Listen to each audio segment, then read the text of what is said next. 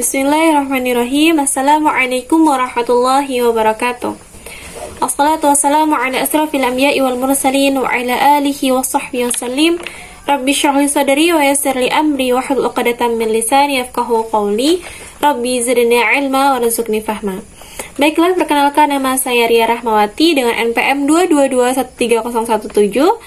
Saya akan membawakan materi tentang muamalah, fikih muamalah. Ya, mengenai musyaqqah, ijarah, yu'allah, dan mukhabarah. Ya, yang pertama musyaqqah. Musyaqqah adalah akad kerjasama antara pemilik pohon dengan orang yang akan merawat pohon tersebut. Para ulama berbeda pendapat terkait pohon yang diperbolehkannya. Nah, pada mazhab Syafi'i yang hanya diperbolehkan adalah pohon kurma dan pohon anggur. Sedangkan menurut Imam Ahmad dan selain itu tidak boleh menurut mazhab Syafi'i. Sedangkan menurut mazhab Imam Ahmad membolehkan pohon apapun asal pohon tersebut berbuah dan buah tersebut dapat dikonsumsi atau dimakan. Nah, penggarap berhak mendapatkan bagian, dan para ulama mengatakan tidak boleh mengkhususkan bagian tersebut untuk misalnya hanya untuk penggarapnya ataupun hanya untuk pemilik lahan. Jadi harus musyaqqah, harus semuanya. Jadi semua dari hasil panen tersebut itu dibagikan kepada pemilik lahan dan penggarapnya tanpa dikhususkan. Nah, bagaimana nanti jika buahnya tersebut gagal? Berarti harus siap, kedua belah pihaknya harus sama-sama ridho.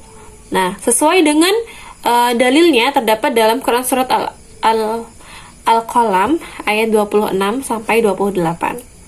Nah, yang kedua ada ijarah. Ijarah atau sewa menyewa. Sewa menyewa ini antara pihak yang menyewakan dan penyewa yang mengacu pada objek yang disewakan.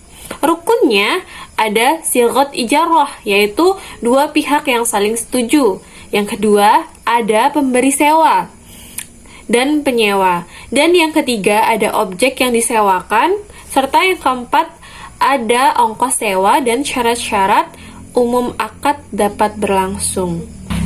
Nah, jenis-jenis ijarah itu ada dua macam. Yang pertama ijarah murni dan yang kedua ijarah muttahik bi al-tamlik. Ijarah murni adalah pemindahan hak guna atau manfaat atas suatu barang tanpa diikuti pemindahan hak kepemilikan. Contohnya penyewaan rumah atau rental mobil. Nah, ataupun kos-kosan gitu ya. Dan yang kedua ada ijarah muttahik bi al-tamlik, yaitu akad yang berlawanan dengan ijarah murni. Yang di situ perbedaannya adalah dari kepemilikan barang. Jadi di akhir akad tersebut maka terjadilah pemindahan kepemilikan barang tersebut, misalnya KPR rumah. Tuh. Yang kedua ada ju'alah. Nah, ju'alah ini atau imbalan dari sayembara. Perbedaannya adalah upahnya itu maklum, tetapi pekerjaannya tidak diketahui, yaitu ya seperti sayembara itu atau perlombaan. Nah, ijarah itu dibatasi tentang rentang waktu, maka berapapun hasilnya diterima. Ijarah berdasarkan target. Ju'alah itu berdasarkan target. Dalilnya tentang ruqyah dengan menggunakan Al-Fatihah. Nah, yang terakhir ada mukhabarah. Mukhabarah itu adalah tanah yang kosong. Jadi ada dua macam, muzara'ah dan mukhabarah.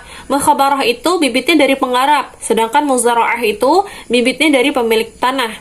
Jadi tanah yang kosong tersebut digarap, ya kalau bibitnya itu dari pemilik tanah namanya muzara'ah, tapi kalau bibitnya itu dari penggarap namanya mukhabarah. Nah, ada beberapa pendapat yang membolehkan. Abu Hanifah tidak membolehkan dan Imam Syafi'i membolehkan dengan catatan. Misalnya akad muzara'ah dan mukhabarah yang tidak terpisahkan dari musyaqqah. Namun jumhur ulama memperbolehkan adanya muzara'ah ataupun mukhabarah karena dulu Rasulullah melakukan muamalah dengan penduduk Khaybar, memerintahkan untuk mengelola kebun yang ada di Khaybar dengan syarat mereka dibayar dari hasil panen kebun tersebut. Namun akadnya kerjasama, bukan menyewakan atau ijarah. Nah, dalilnya ada dalam Quran surat Al-Qalam ayat 16 sampai 18. Itulah tadi pemaparan mengenai materi muamalah yang bisa saya jelaskan. Semoga Allah memudahkan kita dalam memahami ilmunya.